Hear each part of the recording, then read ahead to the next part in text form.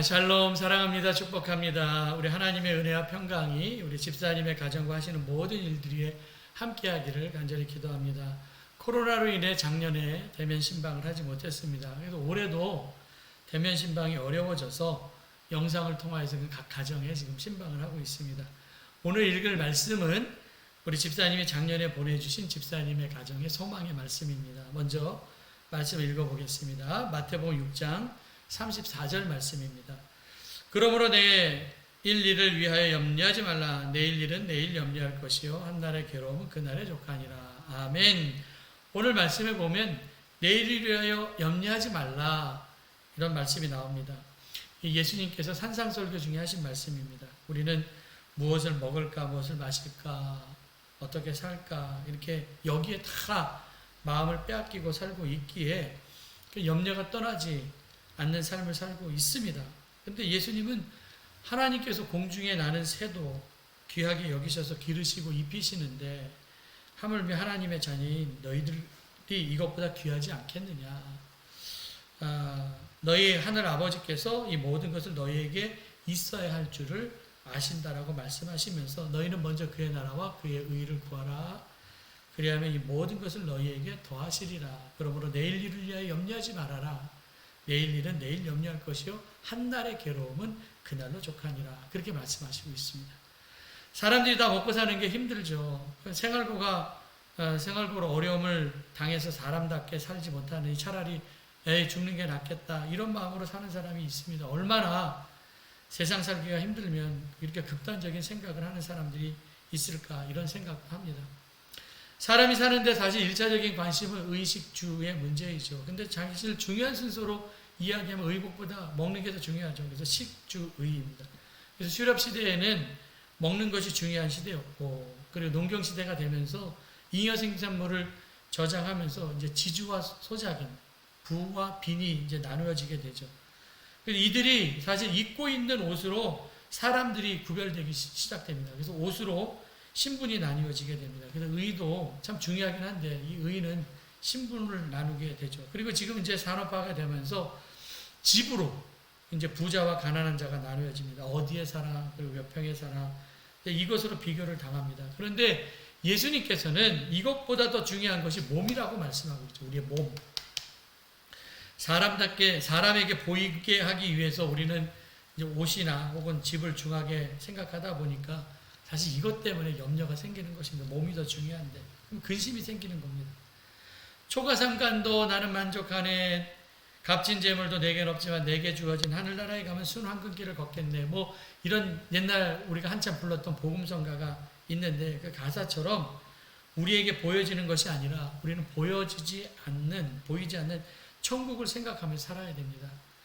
가져야 하는데 가지지 못해서 근심하고 그래서 또 염려하면서 내가 더 가져야지 더 하다가 내 안에 이런 의식주 문제 때문에 생기는 염려와 두려움으로 인생을 낭비하며 허비하며 살게 되죠. 하늘이 오늘 무너지는 것은 아닌가 이거 걱정하지 않아도 될 것을 우리가 걱정하며 살고 있습니다. 그래서 예수님은 야 염려한다고 뭐 변하는 것 있니? 뭐 염려한다고 키가 자라나겠니? 염려한다고 생명의 길이가 연장되겠니? 염려한다고 문제가 해결되는 게 아니라고 말씀하시죠. 그러면서 그날의 염려는 그날로 족하다. 잠자리에 들기까지 그 염려를 가지고 잠들지 말아라. 그렇게 말씀하고 있어요. 염려 때문에 이게 잠 못 자면 몸도 마음도 다 축이 나고 상하게 되죠. 염려는 조건이 아니라 사실 삶의 방식입니다. 그래서 염려하는 사람은 그냥 죽을 때까지 염려해요. 채워졌어도 염려합니다. 염려를 이길 수 있는 방법은 빌립보서 4장 6절에 이렇게 말씀하고 있어요. 아무것도 염려하지 말고 그리고 이제 대안을 주시는데 모든 일에 기도와 간구로 너희 구할 것을 하나님께 구하라. 그러면 하나님께서 우리의 마음과 생각을 지켜주신다고 말씀하고 있죠. 염려가 가득 찬 것은 기도가 없어서입니다. 염려 상태로 머물러 있는 것도 기도가 없어서입니다. 염려와 두려움이 아니라 기도로 채워야 된다라는 말씀이에요. 염려와 두려움 때문에 우리는 낙심을 합니다. 낙심하면 하던 일이 손에 잡히지 않아서 일을 중단하게 만들죠. 그래서 낙심하는 사람에게 예수는 누가복음 18장 1절에 말씀하시기를 기도하면서 낭망하지 말 것은. 그래서 불의한 재판관의 비유로 말씀하시는데, 억울한 일이 생긴 과부가 있습니다. 너무 억울해서 불의한 재판관에 가서 간청을 했는데 말을 들어주지 않아요. 그런데 끈질기게 그 억울함을 호소하니까 불의한 재판관도 들어준 것처럼 우리가 하나님 아버지께 계속 간청하면 들어주십니다. 염려와 두려움을 이기는 방법은 기도하는 거죠. 간청하는 거. 그래서 집사님의 가정에 저는 좋은 이런 가정의 삶의 스토리, 기도 응답의 스토리가 있기를 바랍니다. 이야기에는 기승전결이 있어야죠. 그래야지만 반전이 있는 거 아닙니까?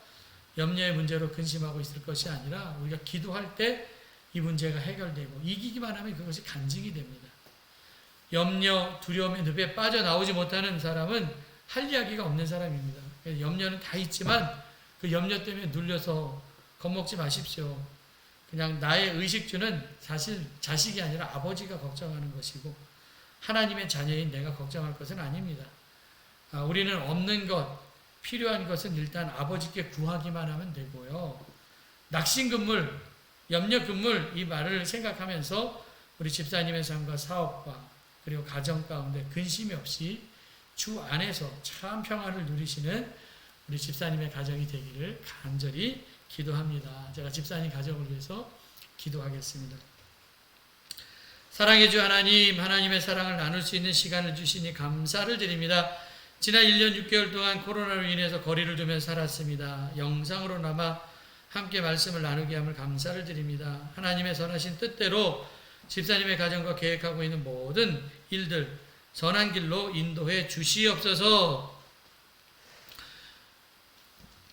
아버지 하나님, 집사님의 가정이 영혼이 잘된 같이 범사가 잘되고 강건함이 있기를 기도합니다. 집사님의 가정에 복을 주시어서 지경이 넓어지게 하시고 말뚝이 견고하게 하셔서 흔들림이 없게 하시며 하나님의 손이 도와주셔서 환난으로부터 벗어나게 하시고 모든 근심이 사라지게 하여 주시옵소서.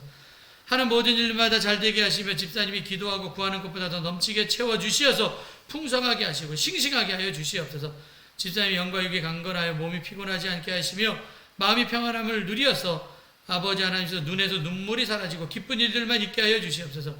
경영하는 아버지 하나님 인테리어 사업이 잘 되어서 거래처가 끊어지지 않게 하시고 물질로도 어려움 당하지 않게 하여 주시고 시냇가의 신비한 나무처럼 가무는 해도 그 잎이 마르지 않고 열매 맺는 삶을 살게 하여 주시옵소서. 이제까지 풀리지 않았던 모든 문제들이 다 풀려지고 막혔던 것들이 다 열려져서 아브라함처럼 축복의 통로로 살아가게 하여 주시옵소서. 좀 교회하고 집이 먼 거리에 있지만 마음은 항상 교회 가까이 있게 하여 주시옵소서.